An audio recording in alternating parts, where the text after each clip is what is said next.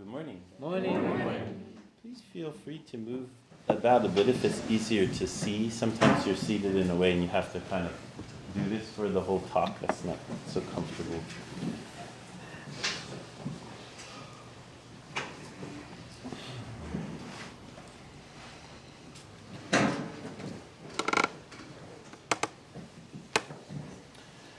So this morning I'd like to start, this will be a series of talks entitled There Are Not Two Gates. I mentioned many times that my teacher's spot where he sat zazen at his temple in Sendai, Japan. I'll go every morning for zazen, and his seat's always in the same place. He'd been sitting there forever, and mostly by himself. And up above where he sat, it was, in traditional Japanese architecture, there's a thing called an alcove. And usually in a room that has an alcove, there are things that are displayed in the alcove. If it's a Buddhist temple, then usually it's an altar. And so there was an altar there in the alcove. And then just above the alcove, there was a wooden plank. This is also a common thing where there'll be this kind of wooden plank with something written on it. Oftentimes, it would be the calligraphy of somebody who's a kind of famous teacher.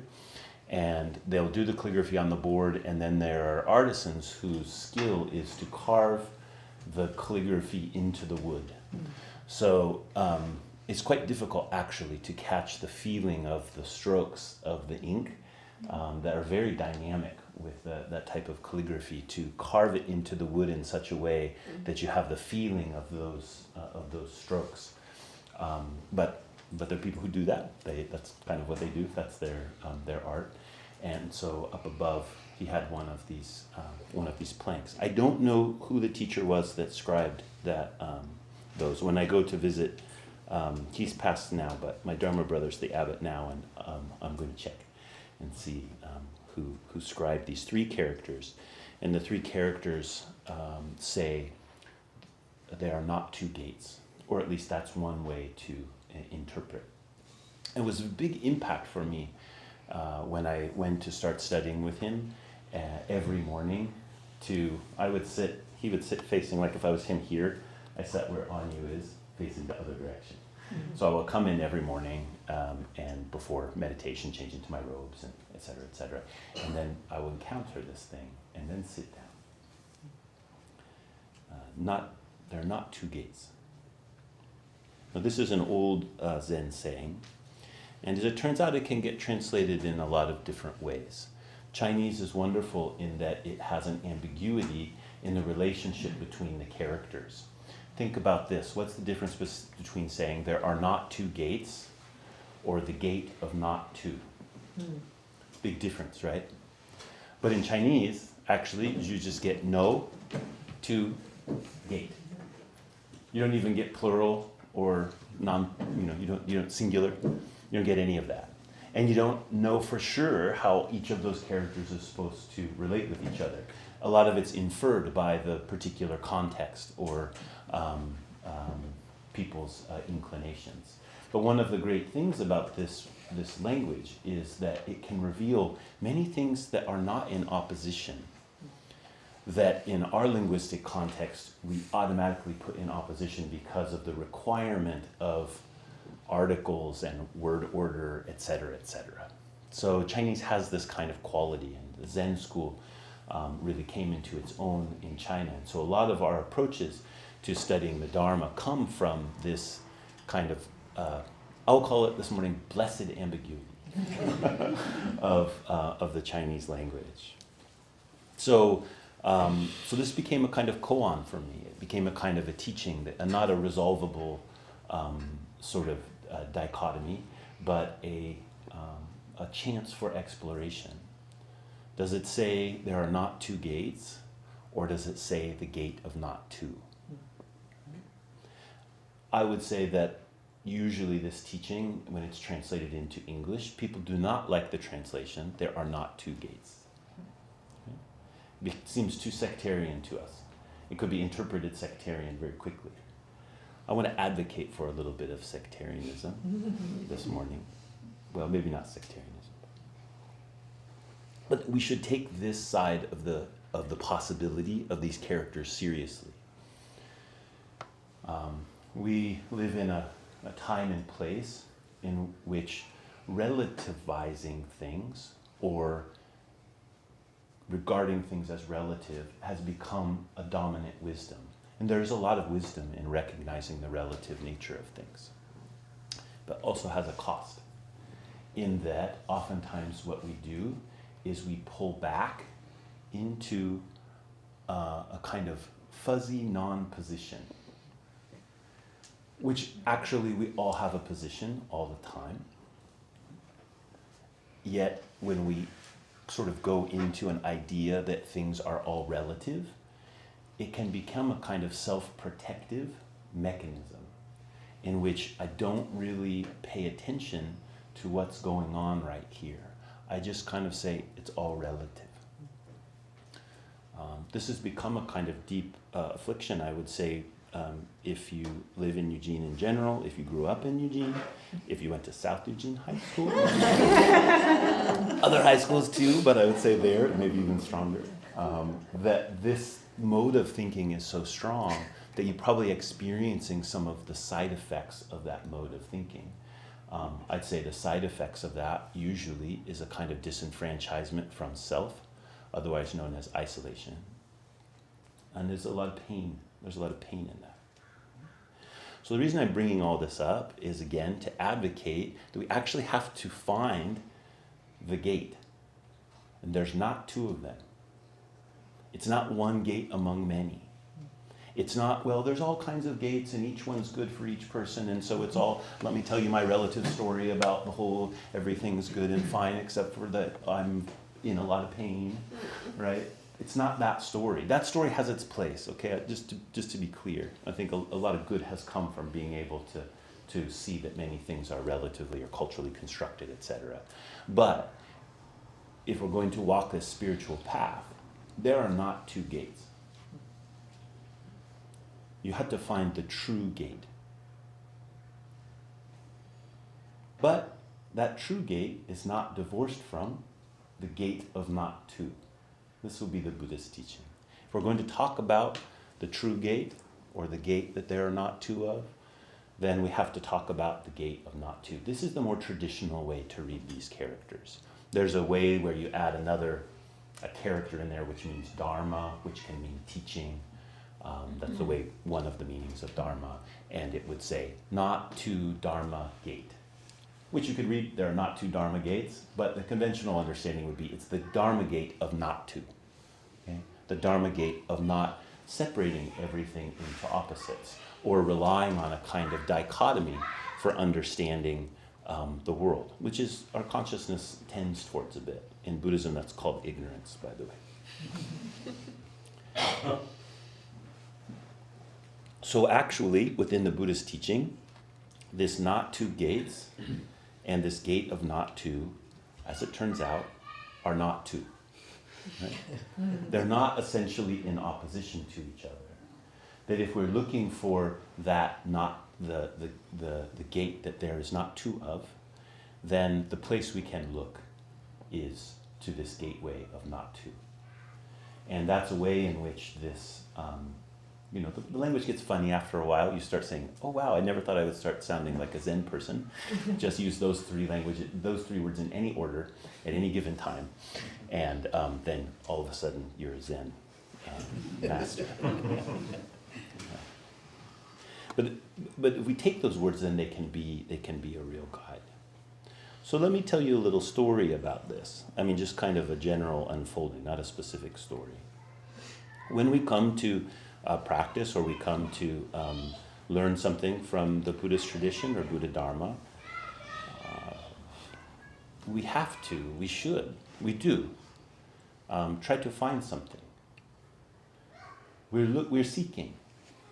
We're saying, how should I live? What should I do? In the Diamond Sutra, in the third section, where Subhuti asks the Buddha, he says, how should we stand? How should we walk? How should we control our minds? This is his question to the Buddha. And I always imagine this being he's a little desperate, you know? He's like, what are we supposed to do? This is kind of crazy. This whole thing is very wild, and I don't know what to do, right? What should I do? What should I do? So that's a mindset, or that's a question that we will come to the tradition with. And it's very important that we take that question seriously. Because if we jump from there to just, there's no two, non-duality, usually we'll just squish the question. We'll sort of be embarrassed that we have the question in the first place. Well, everything's supposed to be essentially fine. It's just all my fault that I split it into two. And then we don't really find the gateway to practice. So finding the one gate, usually we don't say one, but I'll say it here, or finding the true gate, this is an important inspiration. If we pay attention to what's causing the difficulty right at the basis of our moment-to-moment experience, what the Buddha Dharma will teach us is that the discomfort or the dis-ease that we're feeling, that we're experiencing, that we're projecting out into the world has to do with splitting everything into two. So first we come with a mind of seeking, and then if we listen to the teachings and we examine our own being, start to examine our own being, we'll see that we're trapped in two-ness. And so the gate that starts to appear is an invitation to not be trapped in two-ness, to not be trapped in the dichotomy. You know, the kind of basis for that way of experiencing the world is a subject-object relationship. It's the gateway of two. You're over there, I'm over here. If I can perceive you, you're the object of my perception, and I am the subject. We all become the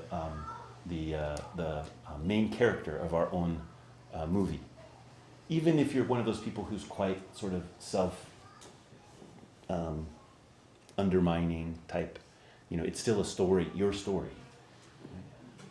So what the Buddha Dharma tells us is if you want to pay attention, if you want to take seriously this question about how should I live, how should I engage, to try to find a relief to this very fundamental kind of dis-ease that is in my life and runs through my community, my family, my world, then I need to pay attention to that essential split, and I need to work with it. The result of that kind of basic subject-object way of seeing is everything bifurcates. It's good, it's bad, it's fat, it's skinny, it's happy, it's sad, it's painful, it's pleasurable, it's sweet, it's bitter. Everything just turns into this world of opposites. And it's not that the world of opposites itself is bad.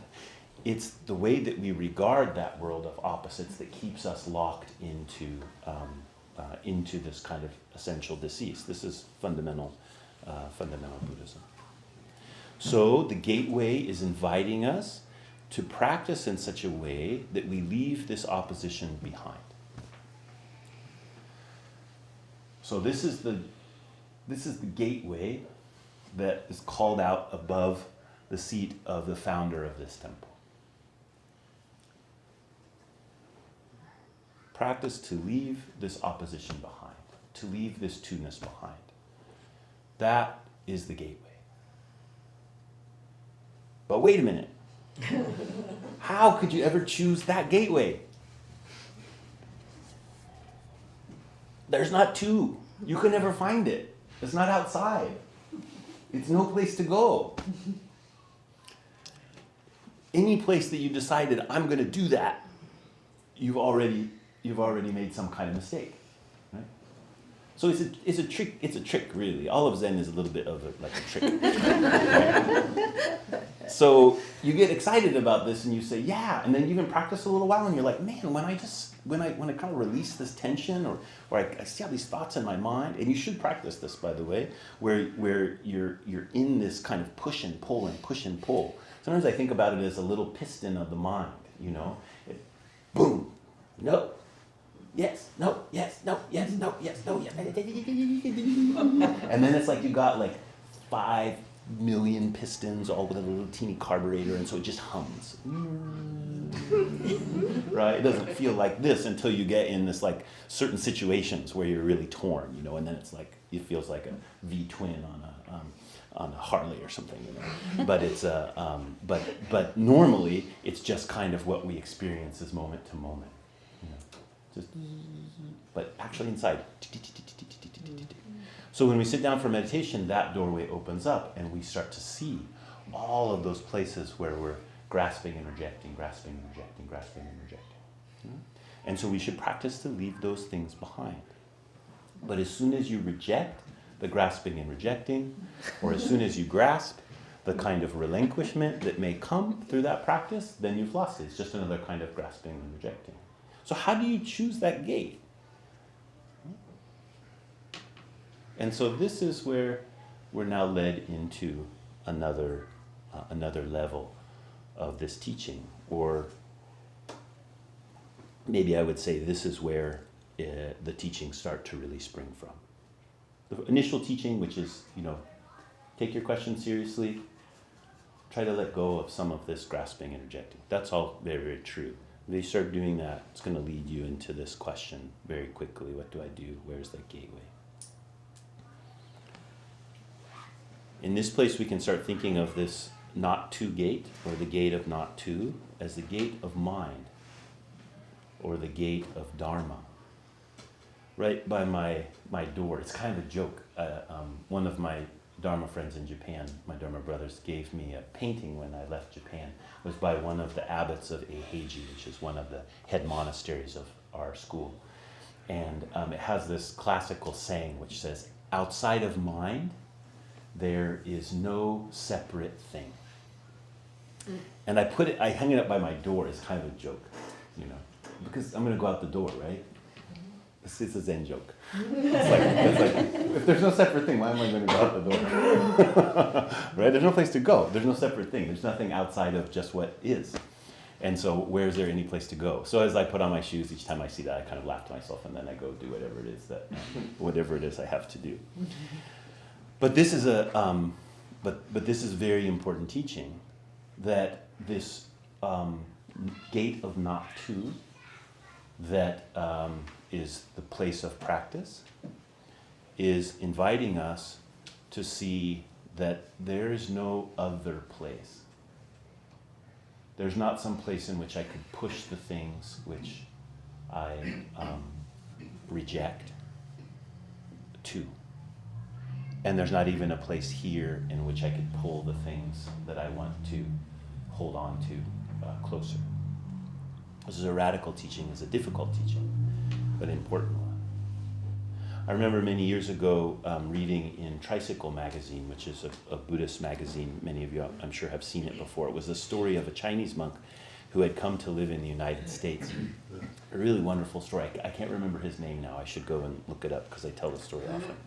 And he had been an abbot of a temple in China, and he was retired from that, and he'd come to the U.S. I don't know why exactly he'd come to the U.S., but he lived in this little house by a university in a rural area. Probably he came there connected with the university in some way. So he's living this very, very simple life, done with being, you know, the abbot of this temple, where he had to take care of everybody and do this and that and everything. Sometimes I fantasize about this guy. And the story is written by a young man who was a college student there at the college, and he and some of his friends had taken to going and meeting this monk and learning from him. And it's a whole bunch about things that are interesting, but one of the stories that he recounts is he invited this young man and his friends over for dinner one time, and they came over, and so they were all eating dinner, and he said the food was very interesting. He had learned to cook from Seventh-day Adventists. When he came to the U.S., he'd been very sick, and he met these Seventh-day Adventists, which taught him to cook that are vegetarian and have a very specific way of cooking. And so it was all the Seventh-day Adventist food. I think it was like sweet potato pie and some different things. But he said all of the utensils were this strange amalgamation of things, like plastic forks and some metal knives and some like paper plates and some regular plates, all of this table. And he said as they were eating and discussing, he broke the plastic fork that he was using. And so he took the plastic fork And he realized it wouldn't be of use anymore, and so he looked for the garbage can to put the fork into. And there wasn't one. There was no garbage can in the house. And he said for him, that was really important. Now, we could think about why that might be important for ecological reasons or those kinds of things, but that's not what this monk was up to. There was no place you could put anything that would be out there. There's no place in which you could throw something away to. I don't know what ended up happening to the fork. He put it in his pocket, took it home and put it in his garbage, or what may have happened, but it's an important point. Outside of mind, there is no separate place. Now, this mind is not just the mind of your cognitive thinking mind. This is, in this case, mind means just beingness itself.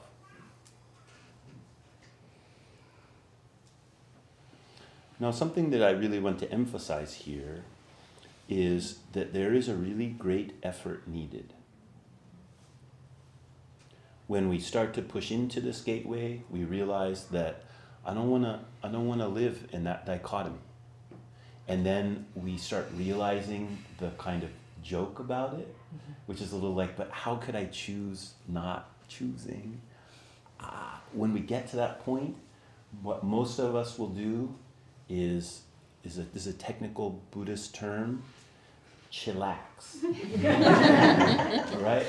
We hit that place in meditation, and we know that part of what we're supposed to do is let go, and let go will be interpreted us as if I could just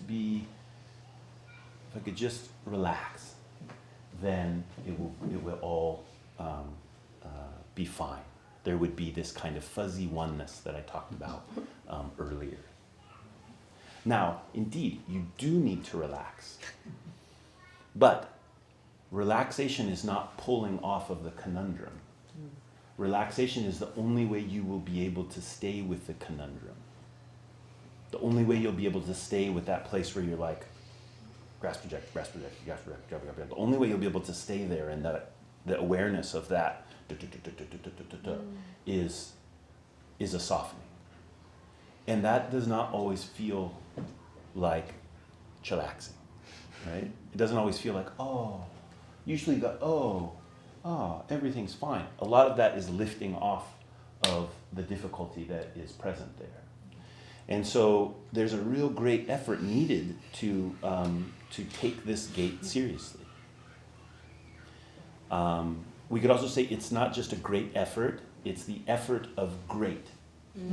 It's the effort of the great vehicle. There's nothing left out. Right? There's the effort that is an effort to go beyond effort. Keira-roshi, the founder of the San Francisco Zen Center lineages, he said, we should make a great effort to non-effort. Right? It just sounds like nonsense, right? But actually, you have to learn this. This is what meditation is inviting you into. What would it mean to bring a really deep intention to the cushion, to say, I'm not going to struggle with everything. Neither am I going to try to just sort of find a cozy spot to settle down. An effort beyond effort. An effort carrying us beyond effort. My effort of choosing, of focusing, of finding, that is ultimately an effort that is beyond me. It's not something I can just do. It's something that I receive from everything, actually. The moment-to-moment experience of myself is not my creation. The moment-to-moment experience of living is the totality of things as they appear through me. As they appear through your eyeball, you look around the world and you see all these things. Well, there's a little hole that's all happening through. Okay? And all the stuff out there and all the stuff in here is totally involved in that. It's like a mirror facing a mirror. And so you've got to bring the effort. You've got to say, hey, I want to find the gate of not two. Or I want to find the gate that there's only one of. But to do that, you have to learn from every single thing. There's no separate thing outside of the Dharma. Or no separate Dharma outside of mind. That's what I meant to say. Now, in our Bodhisattva vows, we don't we read those on Sunday morning? That's the last thing we read. Is that right? Oh, sorry. We say, beings are numberless, I vow to free them. Delusions are inexhaustible, I vow to end them. Beings are Dharma gates are boundless, I vow to enter them. I think that's how we say it. The Buddha way is unsurpassable, I vow to become it. So this fourth line, Dharma gates. There are not two gates, the gate of not two. This is the Dharma gate. And this Dharma gate, we would say Dharma gates are boundless. That's the way that we translate it. Again, if you go back to Chinese, there's no plurals in Chinese, just in the character. So you can say Dharma gates are boundless, or you could say the Dharma gate is boundless, or you could say the Dharma gate is immeasurable, or you could say there's no measuring the Dharma gate, or you could say there's no way to know the edges of the Dharma gate. There's all kinds of ways you could work with the language there, but that's what we're talking about. The Bodhisattva vows to take that Dharma gate of not too seriously, through which the whole world is engaged as a teacher. We say enter it because it's more poetic in English, but in the Chinese it actually says learn. I will learn. I will learn through each of those gates. Even though there's not two.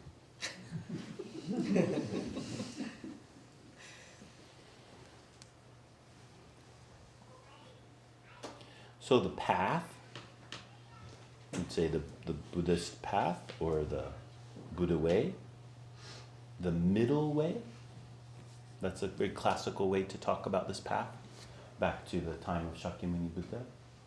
Said we should practice the middle way. That middle way is not the thing that's kind of 50% of this one and 50% of this one that we find the middle.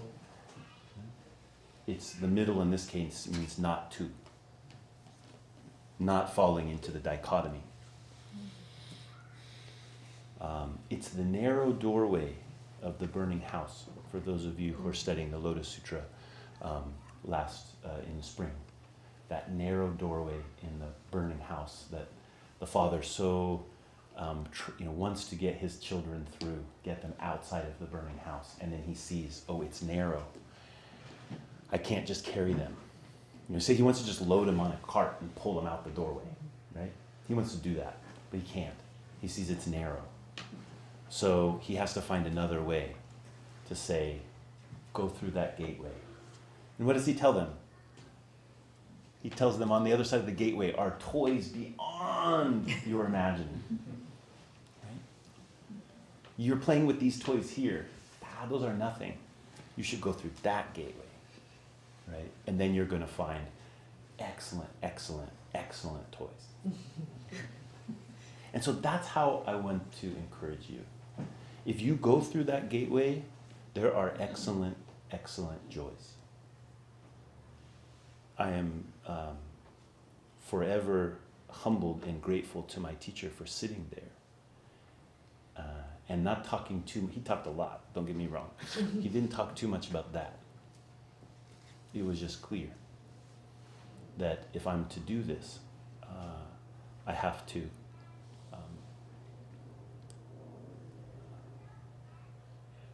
take that gate seriously. And from doing that, a joyous life emerges. Not without pain, not without sorrow. See, that's what the gateway gives us. A life in which sorrow and joy are not in opposition to each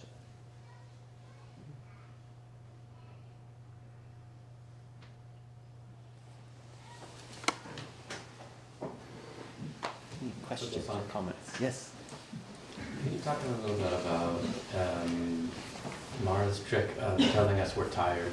And that seems to be my number one way of checking out these days, and kind of turning away from that gate. Yeah.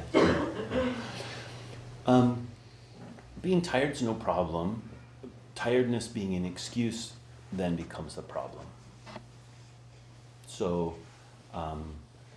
especially if we just relate it to zazen, because it has to do with everything, but zazen's kind of a good placeholder for everything, because it's doing nothing, right? So if we can kind of study this with zazen, we should be able to study it with everything, right? And so our mind might say, or this kind of diluted way of thinking would be, oh, I'm very tired, I can't sit. But you're not doing anything. So just sit. And if you fall asleep, you fall asleep. Don't resist it too much. If you're really tired out, then your body will find a way to relax. And you can study that too, like where's my place of ease within this, not my pushing. And the tiredness in that way can become a real asset. Like if you go into classical monastic training, it's designed to wear you out. I mean, wring you out completely. And part of the reason for that is just, I think, some kind of masochistic people started the tradition. Actually, it works. If we don't get to the end of our rope, we're unlikely to do something in a different way. So that takes a kind of a conviction, and it takes a listening for that, the way that we're buying into the idea of tired. And it doesn't mean that we have to deny our tiredness. Actually, that's probably the thing that we don't want to do. That's probably the thing that we want to do, is deny our tiredness, even by saying we're tired. Yeah, busy is another one. It's very similar. Like, I'm busy. And maybe you are busy, but then your mind just becomes busy. And then it doesn't matter what's going on, you're just always busy. And I think tired is like very similar that way. So I don't mean like stiffen your chin and just sit. I mean actually enter the gate of tiredness as zazen. And then you can enter the gateway of diaper changing in tiredness, or cooking, or designing, or loving, all of those things. Hojo-san, Mm-hmm. I walked down the hill this morning Mm-hmm. thinking, Canada or the U.S.? Socialism or capitalism? Better health care for brain disease? Canada or the U.S.? Let me think about that. I don't have to think about that. Because I know public safety for my biracial grandson, who one day Zoe plans to bring him here to maybe go high school and beyond. Public safety, Canada or the U.S.? Do I have to think about that? The data is there. It's undeniable. It'd be safer. Not only better for me, but for my daughter, my grandchild, my offspring. Safer. Wiser. Capitalism, it's all about money. Socialism, it's caring for each other. It's caring for other sentient beings. Let me think about it. Is it not clear? Is it not black and white? And then I think, well, I have two temples. I went to Temple Beth Israel yesterday. I'm blessed. Now I have this temple to come to today. Before I go to Canada, I hope I can facilitate some meeting of and sharing between the two, because I'm fortunate. But I think, well, I would have two home temples. I would be in Canada. It's 300 miles away. I would have two home temples to come and visit. So there's a dichotomy, but... Yeah. So, long time ago, there was a book published by a Soto Zen priest, I believe he was a priest named Brian Victoria, I don't know his Dharma name, called Zen at War. And it was I believe, unfair characterization of the Zen priests during World War II and the buildup in Imperial Japan. the reason I say unfair is because I think he selects certain things, he translates them in a certain way.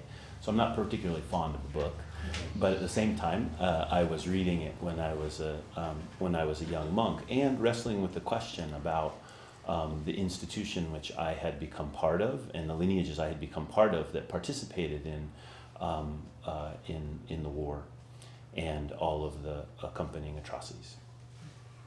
And in the deep reflection about that, I asked many of my Japanese brothers that I was training with. At that time I was in the monastery, so it was all men. And you know, it's nothing like having a really good question to lead you. And one of the monks said something to me that I'll never forget.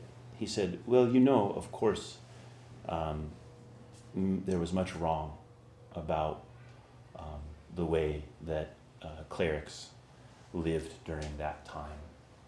But, you know, if the priests did not obey the imperial orders, they would be disappeared. And so, this is him talking, he said, so I imagine that our forebears chose to stay with their community.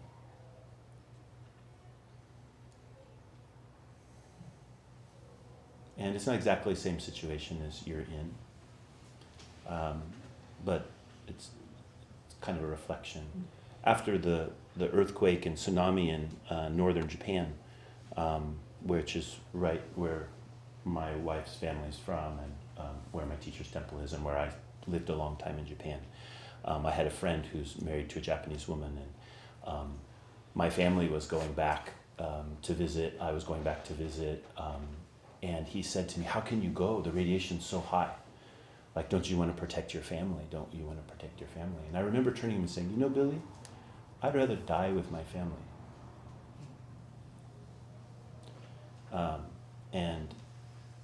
And so the reason I'm saying this is that there's a choice to be made. I don't know what the right choice is. But when we split those things into two, we're very easily deceived into a kind of idealistic thinking, you know. And in that kind of idealistic thinking, oftentimes what happens is that the world becomes very black and white. The US becomes a horrible place, Canada becomes a perfect place, Oregon becomes a safe place, northern Japan becomes a dangerous place. The monks in Imperial Japan become bad guys. The monks in the West who now have this, you know, removed intellectual perspective can be the good guys. It just, everything flows into that dichotomy, and I don't think that's where we find what we're really looking for, either on an individual level or on a, you know, kind of social level. So do you choose to protect yourself, or do you choose to protect your family, or you go together with your family? Mm-hmm. Yeah, I don't think they're at odds. Okay. Yeah, but oftentimes we feel that. We feel like it has to be one or the other. Right. And we could think of a situation where, I don't know, some evil character has captured us and said, you shoot this person or I'll kill you or something. But those are all of those stories are there basically to get us to buy into a certain mindset that rarely exists. Mm-hmm. That situation rarely exists, where we have to just choose between one or the other. I'm not saying it never does, but Imperial Japan would be a situation in which it did, and that's why I call it out. Mm-hmm. Question. What you were saying previously about joy and not joy, pain, not being in opposition to each other. Yeah. And then also, in response to his question, you were talking about how in monastic training, it's designed to basically push you to the limit. Yeah. And I think about other things too, like, you know, in the military, a lot of times the training is meant to basically break you so that you can be built back up. Yeah. And all of this kind of, I'm getting to the point, I promise. All of this kind of, for me, is it making me reflect on a talk that I listened to by Thich Nhat Hanh, where he talked about the kingdom of God and how he said that he believed that the kingdom of God is right here. It's not a place where there is no suffering. It's a place where suffering can be transformed. Yeah. And so I wonder then, just all of these things in mind, does suffering transform us? Do we transform suffering? It feels like in one instance there's this outside force imposing on us, and in another we are trying to control this thing that can't even be held. Yeah. So say something about that, Oh. because I don't know. So your insight here is very deep. That gateway in which we're not just trying to run away from suffering, but we realize that the suffering is transforming us at the same time that we're transforming suffering. That's the gate of not to. And kind of the trick of monastic training or military training or whatever is, monastic training or military training is not harder than the rest of your life. It's just bracketed in a way to help you get that mindset. I mean, if I think about like, okay, what's been the really hard training in my life? Monastic training, maybe it makes the top 10. I don't think so. Dadhood, for sure. School teaching, and death. I'm sure I could make the list longer. But those things, actually life is hard. And I was just talking with an abbot a few weeks ago when I was visiting a temple back east. It's abbot of a monastery, and we were just chatting, and he was saying, I don't know, I'm always talking to tell people monastic practice is not hard. Life is hard, and you're living in a monastery, and so the monastic practice is hard because living in a monastery is life, and life is hard, and so that's how it goes. I think that we could do when we change our mindset, when we say things like, oh, I'm a school teacher, this is mine to do. And I'm not going to spend a lot of time thinking about or dwelling in the hardship of it, but I'm going to allow the hardship to align me. I'm a mom, I'm a dad. I'm not going to think a lot about the hardship of it, although it's hard, and maybe I need a little comfort, and hopefully we have friends and partners that can help, indulge our a little bit. But basically I'm going to say, look, I chose this, I want to do this. And then we allow it to align us in some way. Early on at Budai Temple, I remember giving a series of talks about rolling the dog. Any dog people here? Have you heard about when you get the puppy and you roll them on the back and you hold them down and you stare into their eyes? I was not a dog person, so I never did this. I just heard about it from dog people. And you stare into their eyes and they'll get very, and apparently this is what alphas do in their pack. And they just hold until the dog will relax. But you have to be looking into their eyes, and then the dog will imprint on you. And so I thought, wow, this is great. This is Zen training. Life is the alpha dog. Be rolled, get rolled. And it's not quite right. So I said, I was a young monk, so my dharma wasn't that so good at that time. But, because you could say that's just like a power position. And what I'm saying here is we don't just let Mara, the deceiver, roll us. That's not the point. But the point is, are we going to take life really as a teaching? Are we going to take all of those things as a teaching? If we are, hardship's going to be part of it. And that's really part of the womb. That's part of the contraction of the womb of the Buddha, of Prajnaparamita, that is birthing us into what we have the potential to be. Thank you. Thank you. We have time for one more. Yes. I think it's funny to think of life and everything as like strong opinions loosely held. I think that's kind of like the core of. I think it's more fun that way, and that's I think. You can kind of think like the flower is not the stem, but it is also the stem and the tree, and the rock. And however much we might want to like even push away from the thought of, of the not two gates and that everything is the same. it's kind of like, it's like choosing to kind of like ignore it a little bit without realizing that the fact that I'm here and everything is around me and that I'm also part of it, that's exactly what it is that it's kind of like, you just have to kind of like notice it, and it's there, and it's your strong opinion that is trying to like tell you like, oh no, it's not. But as soon as you kind of like loosely hold it, right, and you can hold that thought and also let other thoughts in, that permeation, right, it's sort of like some of what you made me think of there. But I think that what is so tough is it's when things,